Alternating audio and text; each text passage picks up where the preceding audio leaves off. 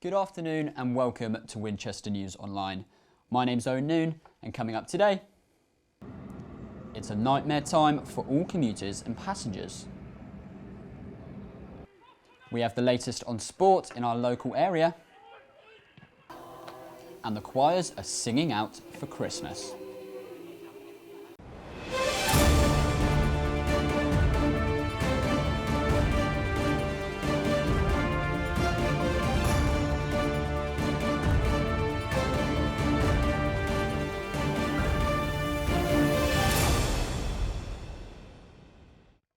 Now, everybody who drives to work knows the struggle of facing road closures and how painful they can make your journey.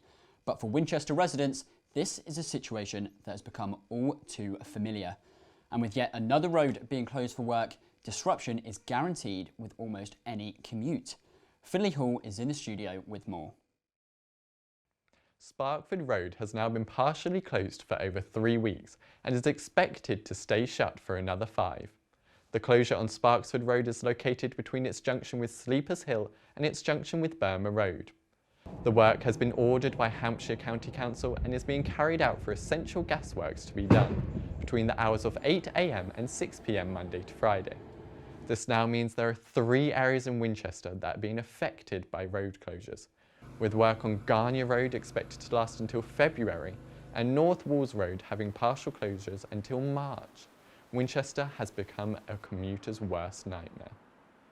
And with increased traffic due to the Christmas market, visitors to the city are being warned to leave extra time for their journeys or to consider using public transport. Have you ever wondered what celebrating Christmas would be like in the Georgian era?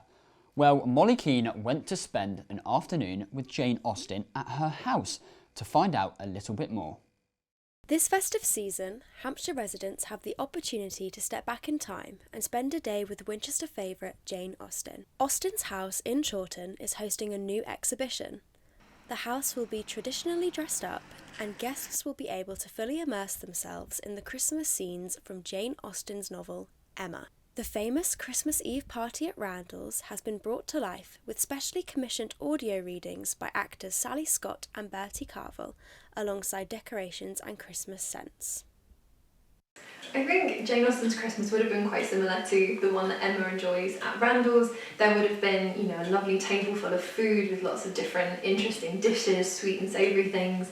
They would have had similar sort of decorations, so lots of greenery, paper decorations and things like that. So she'd have a very similar sort of Christmas. I think the sort of Georgian Regency decorations that we've got up would definitely still fit in the house today. I think if you're a book lover, making sort of paper decorations is a really lovely idea.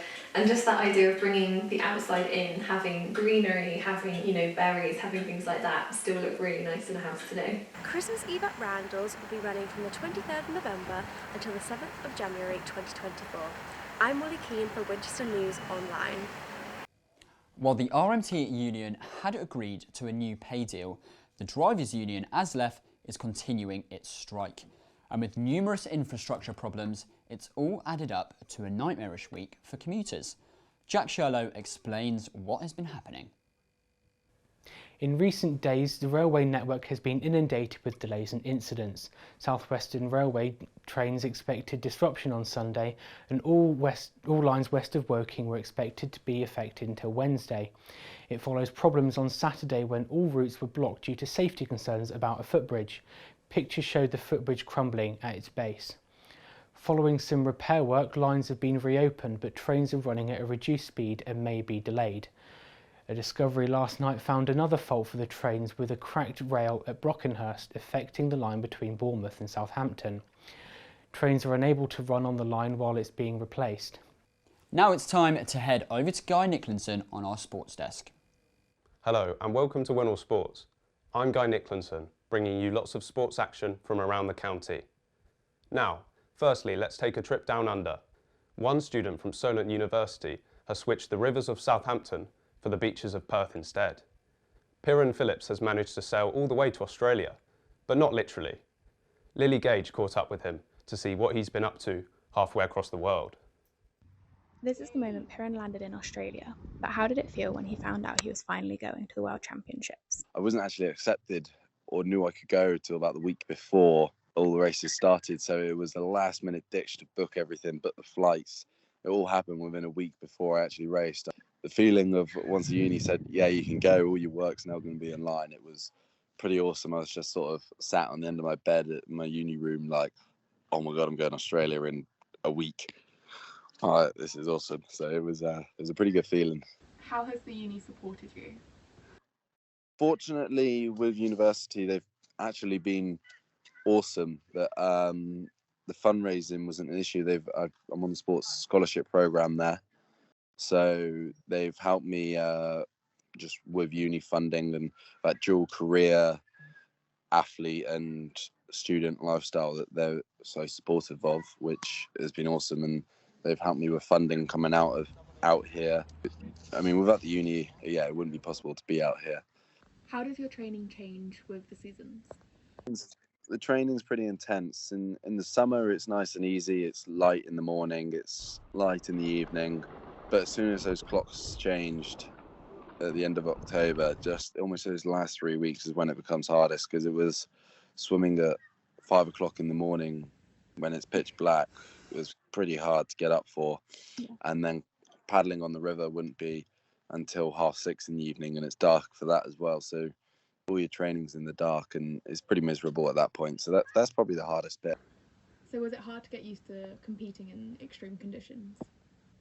First couple of my races, there wasn't much wind about, and the ocean was pretty flat. It was almost as if I was back on the river in Southampton. So my results were really good. I was up there with some of the professionals, and it was really nice to see that paying off. But later on, some of the races, the wind came in and had a few more waves, and I probably had more fun. The other athletes showed their experience a bit more in the waves than me. That was Piran speaking to Lily out in Australia off the back of competing in the Ocean Racing World Championships.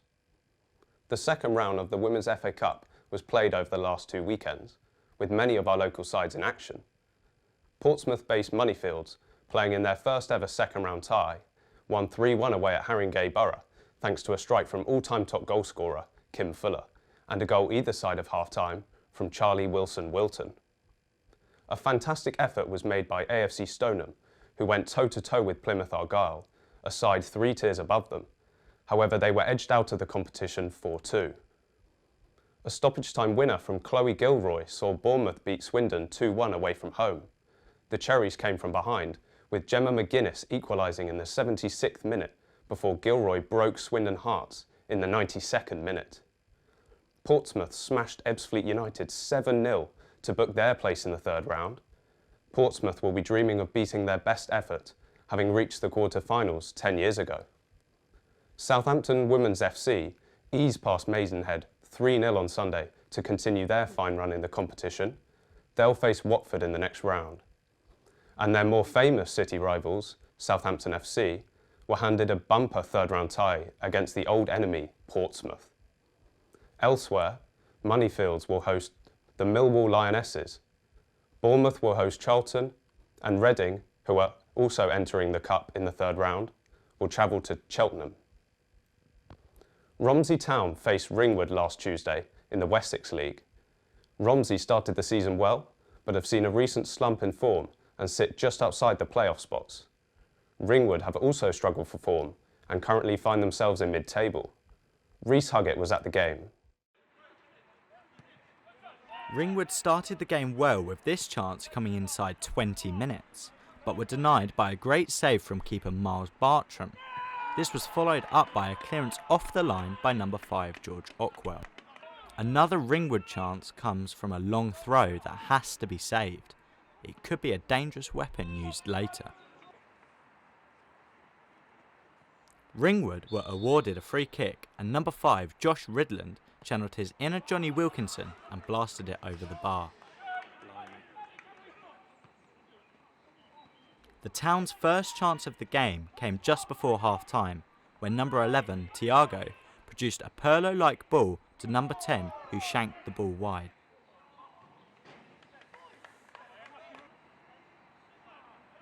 Not much happened in the second half, but with 10 minutes to go, Ringwood took the lead with a Rory Delap-esque throw, which was fumbled about before being knocked in by Ethan Fishlock. Romsey looked to get one back after conceding, but a tame chance by Tiago was easily saved.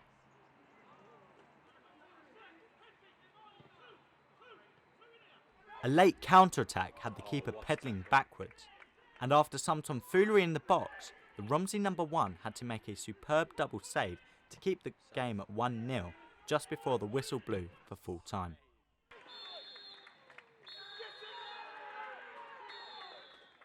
And now for a weekly roundup of men's football with Elliot McVie. Now we begin with the FA Cup, and on Sunday there was a huge upset involving one of our non-league sides. National League Eastleigh hosted League One strugglers Reading live in front of the ITV cameras. Now the sides found themselves level going into stoppage time, but in the 94th minute, as the game looks to be heading towards a replay, an Eastleigh corner fell perfectly to Paul McCallum, who pokes the ball home to send the Spitfires to victory.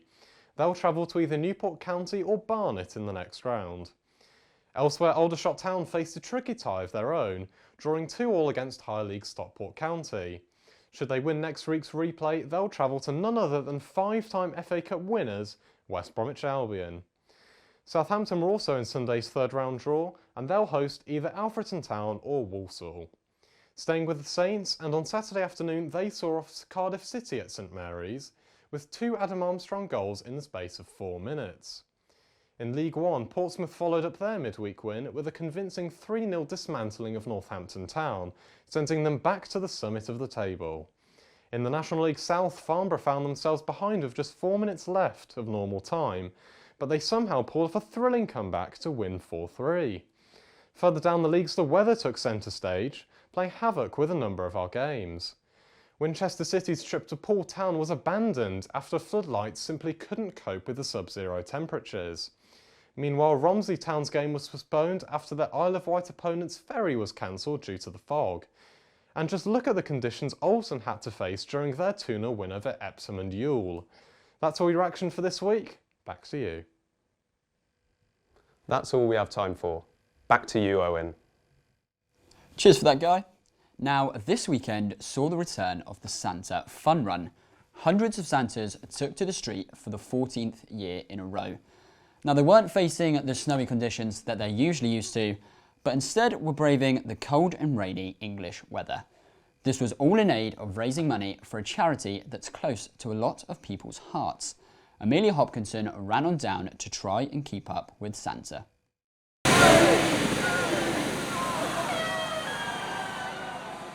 You better watch out, and you better not cry, because Santa Claus definitely came to Winchester last weekend.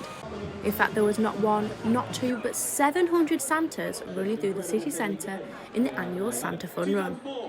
Santas gathered outside the Guildhall and were treated to a Zumba warm-up before they took on the 5-kilometre run. Santa Fun Run has become an annual tradition here in Winchester, and it's all about people coming together to raise money for one charity in particular, Naomi's House and Jack's Place. Support children with life limited and life-threatening conditions. So today is really important for us to raise those vital funds so we can raise money to keep our services going. Everyone can participate in the event, from young children to grandparents and even to dogs. All that's asked is that you try to raise £50 for the charity to help pay for the vital services that they offer. This year was the 14th year of the Santa Fun Run, and it's fair to say that it has become an event that many people in Winchester look forward to each festive season. From a live band to fake snow and of course the Santa suits, the event is bound to get you shouting ho ho ho while you go go go. Amelia Hopkinson, Winchester News Online. Santa, Santa, Santa! It's not only the running Santas that are getting into the Christmas spirit. As we are nearing the most wonderful time of the year, a performance at Winchester's Christmas market is echoing the sounds of the season throughout the city. Alexandra Stapleton went down to join in on the festivities. In Winchester, it's beginning to look a lot like Christmas, with the festive lights up in the heart and around the city, and the annual Christmas market by the cathedral. The jolliest time of the year is just around the corner. Amongst the other festivities the market offers throughout the wintry months, They also showcase different performances located at their community stage. These performances range from the local community as well as visiting acts. A performance from Winchester's own community, called the Winchester Community Choir, who raise money for local charities through concerts and carol singing, took to the stage to perform just that.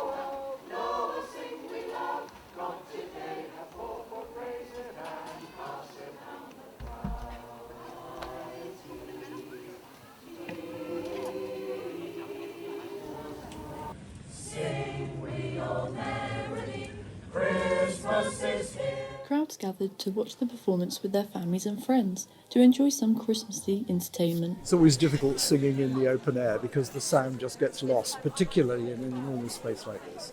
And of course it's a bit cold as well, which is the other thing. But it went very well considering all of that. To end their performance, they sang a rather well-known song before they were applauded.